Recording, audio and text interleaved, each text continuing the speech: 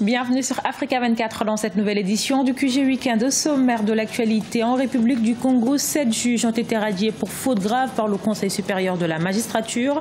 Ces mesures s'inscrivent dans l'objectif de renforcer la justice congolaise. Promotion du tourisme au Bénin, le gouvernement institue un spécial visa touriste fixé à 10 000 francs CFA. Le nouveau document offre aux visiteurs un séjour d'une durée de 8 jours. Et le trophée de la Coupe du Monde FIFA poursuit sa tournée mondiale. Nouvelle étape Khartoum, la capitale soudanaise qui voit en cet événement une occasion de faire la promotion du Soudan.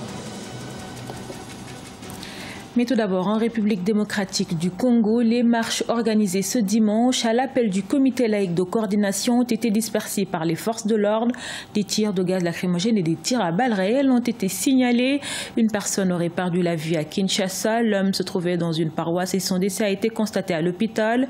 Il y aurait également 2 blessés par balle. Rappelons que les manifestations exigent l'application intégrale de l'accord de la Saint-Sylvestre. La situation macroéconomique en Mauritanie préoccupe certains bailleurs de fonds. C'est le cas de la Banque mondiale. L'institution financière a pointé du doigt la dette publique du pays, une situation due au recours actif à l'emprunt extérieur pour les investissements publics, mais aussi à la dépréciation nominale de la monnaie. Ibrahima Djoumaba.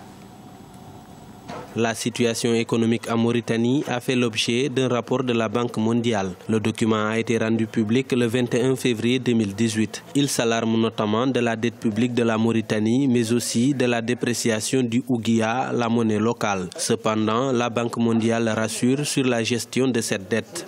Avec un excédent budgétaire primaire enregistré pour une deuxième année consécutive, la dette publique devrait diminuer de 5,5 points en fin de 2017 et atteindre 93,6% du PIB. Comme la majeure partie de la dette est à des conditions concessionnelles, les obligations au titre du service de la dette restent gérables à environ 4,3% des recettes publiques. La dette publique mauritanienne a augmenté entre 2013 et 2016, atteignant 99,1% du produit intérieur brut en 2016. Cela résulte des emprunts extérieurs répétitifs opérés par l'État pour prendre en charge l'investissement public dans les infrastructures et couvrir le déficit de la balance des paiements, a indiqué la Banque mondiale. Alors que 96% de cette dette est en devise étrangère, la vulnérabilité de son encours au risque de change reste très élevée.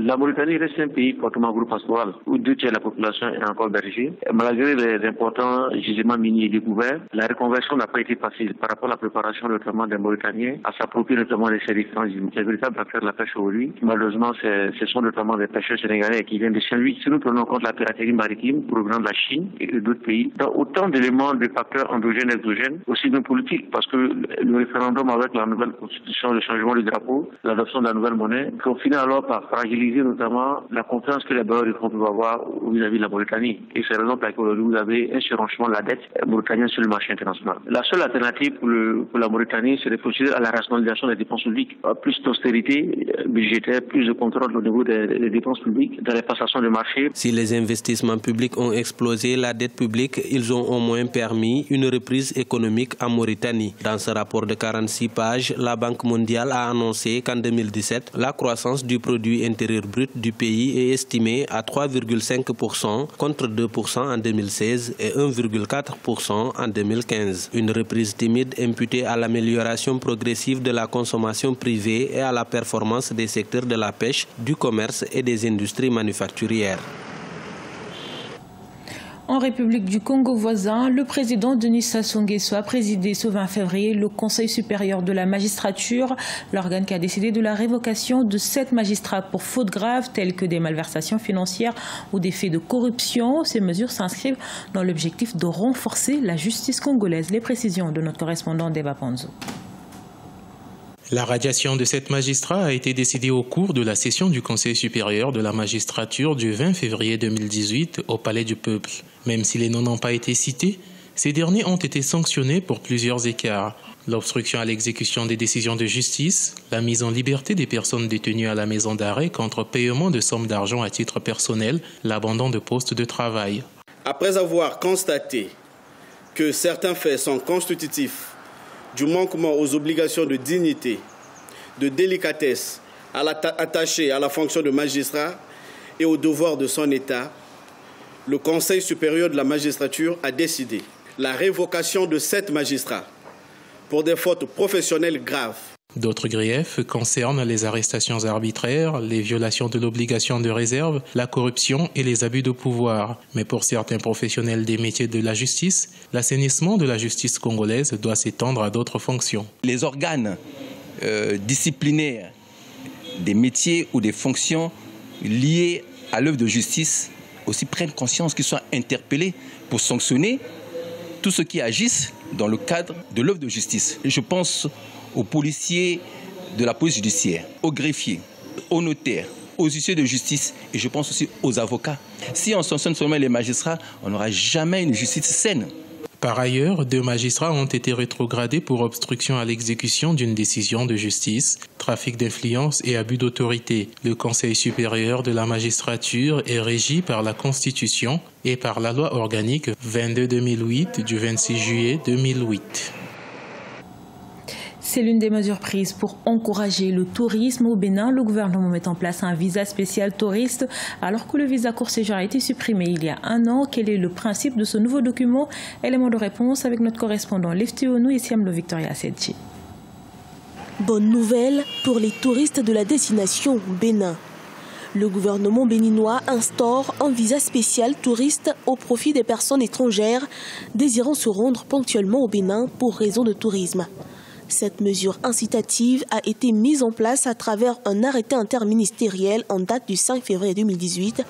Ce visa offre aux touristes un séjour de 8 jours. Objectif, vendre davantage la destination Bénin. 8 jours dans les perspectives, les stratégies que nous sommes en train de mettre en place pour la destination Bénin. 8 jours correspond au temps idéal pour la destination Bénin, pour découvrir l'essentiel des projets phares que nous mettons en place.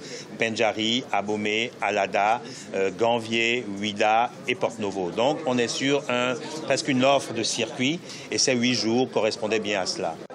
Le visa spécial touriste va contribuer à créer de l'emploi et booster le chiffre d'affaires des secteurs de l'hôtellerie, de la restauration, de l'artisanat et du transport selon les autorités. Il sera disponible aux frontières du pays à partir de mi-mars 2018. Nous, en fait, ce que nous voulons, c'est de faire du business, c'est que nous arrivons à créer de la richesse et que nous arrivons à payer facilement nos employés et que nous puissions faire évoluer nos entreprises.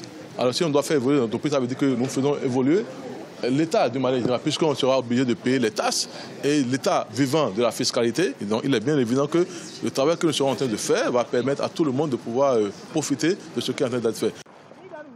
Environ 250 000 touristes visitent par an le Bénin.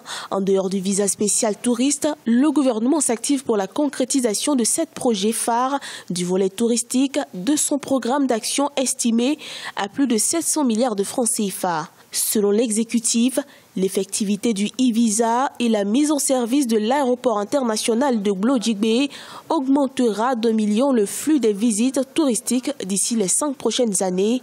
Rappelons que la mesure d'exemption de visa d'entrée au Bénin pour les ressortissants de 31 pays africains est opérationnelle depuis le 10 janvier 2017.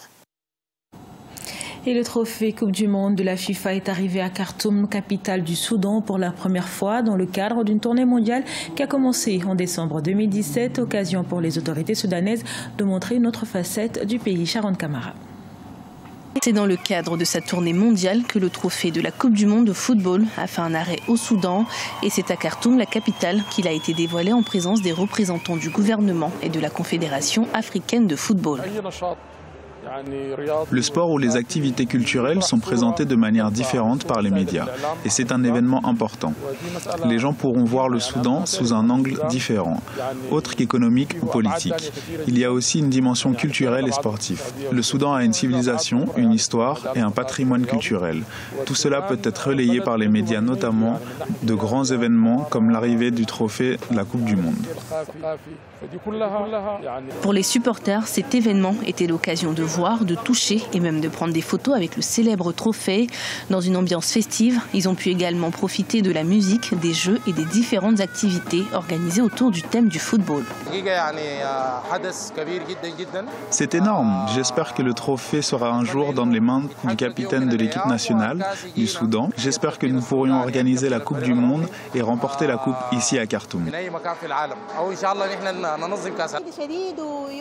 Je suis très heureuse. C'est une belle journée. Nous n'arrivons pas à croire que nous avons vu le trophée et que nous avons des photos.